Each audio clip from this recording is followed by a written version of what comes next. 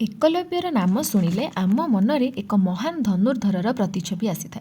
प्रायतः समस्ते जानिचंती जे एकलव्य गुरु द्रोणाचार्य को निज गुरु दक्षिणा रूपे हाथर बुढ़ा आंगुली को काटिकी देइथिले। किंतु आंगुठी कटिबा परे एकलव्यर कौन होइथिला? नमस्कार, मु आपण मानक अनामिका आपण मानक स्वागत करुछि आउ एक नुआ अध्याय को। महाभारत रे वर्णित कथा अनुसार द्वापर जुगरे परागराज स्थित वीरशृंगपुर नामक एक राज्यर निषाद राजा हिरण्यधन पुत्र थिले एकलव्य। महाभारत काल रे निषाद जाति को शूद्र रूप में विवेचित करा जाउथिबारु ताकु शूद्र पुत्र बोली कहा जाए। किंतु हरिवंश पुराण अनुसार एकलव्य राजा हिरण्यधन निज पुत्र नथिले। सी श्रीकृष्ण दादा घरे जन्म होइतिले। किंतु ज्योतिष माने जेतेबेले एकलव्य कुंडली देखि तांको पिता को एकलव्य भविष्यत विषय कहले तांको पिता श्रीकृष्ण परामर्श अनुसार तांको राजा हिरण्यधन को समर्पी देइथिले। जदि आमे हरिवंश को देखिबा तेबे एकलव्य जने शूद्र पुत्र हेबा परिवर्ते जने क्षत्रिय राजकुमार थिले। प्रथमे एकलव्य गुरु पुलकमणि सानिध्य रही शिक्षा प्राप्त करुथिले। एही समय गुरु पुलकमणि राजा हिरण्यधन को डाकी एकलव्य धनुर्विद्या विषय कहिथिले। गुरु पुलकमणि परामर्श अनुसार एकलव्य को नहीं तांको पिता गुरु द्रोणाचार्य पाखक गले एवं तांको धनुर्विद्या देबा पई प्रस्ताव रखिथिले। किंतु गुरु द्रोणाचार्य से समय केवल राजपुत्र मानकु धनुर्विद्या देबे एवं शूद्र पुत्र होइतिबारु तांको शिक्षा देबे नाही बोली कहि तांको फेराई देइथिले। किंतु एकलव्य द्रोणाचार्य को निज गुरु बोली मानी तांकर एक मूर्ति तैयारी करी प्रतिदिन से मूर्ति सामने धनुर्विद्या अभ्यास कले। एहीपरि किछि दिन बीतीगला।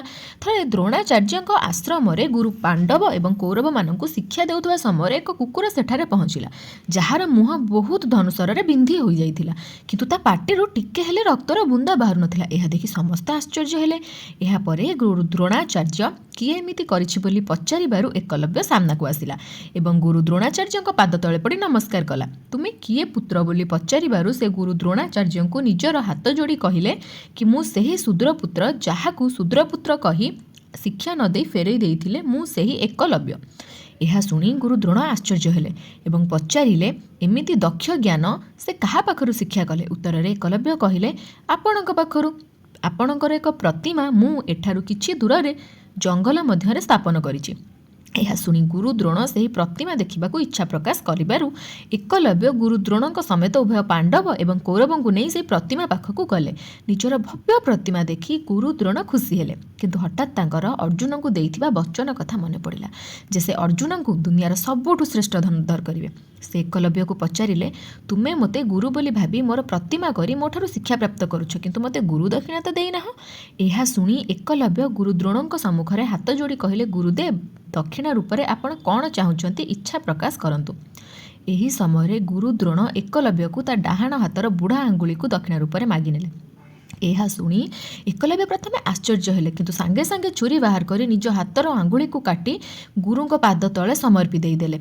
एहा परे गुरु द्रोण कहिले हे एकलव्य मोर अनेक शिष्य थिले एवं आगकू अनेक शिष्य आसिबे, किंतु तुम परी शिष्यर प्राप्ति केबे मोते अंत काल पर्यंत मिलिबे नाही। एहा परे गुरु द्रोणक आखिरे लुह मध्य आसीथिला। एहा परे एकलव्य निज राज्य शृंगवीरपुर को फेरी आसिले। किछि समय परे राजा हिरण्यधन तांकर जने निषाद बंधुंक पुत्री सुनीतांक सह तांकर विवाह कराइले। किछि समय परे राजांक मृत्यु हेबारु एकलव्य शृंगवीरपुर शासनभार संभाळिले। एथिसह से मगधर राजा जरासंध सह साक्षात्कार रे तांक सह मित्रता स्थापन कले। जरासंध श्रीकृष्णकर बड़ शत्रु थिला। थरे जरासंध एकलव्य सह मिसी द्वारिका उपरे आक्रमण करिथिला। एही युद्धरे अनेक जादवंक मृत्यु एकलव्य हाथ में होइथिला। एहा परे एकलव्यर सामना श्रीकृष्णଙ୍କ सहित युद्ध क्षेत्र रे हेला एवं श्रीकृष्णଙ୍କ हाथ में एकलव्यर वध हेला एवं से वीरगति को प्राप्त हेला। आशा करुछि भिडियोटी आपण मानको निहाती भाबरे भल लागिथिबा। भिडियोटी भल लागिथिले भिडियो रे लाइक करिके कमेंट करिया को भूलबेनी एवं ता सहित मो चैनल को सब्सक्राइब मध्ये करि नेबे। रहिली नमस्कार।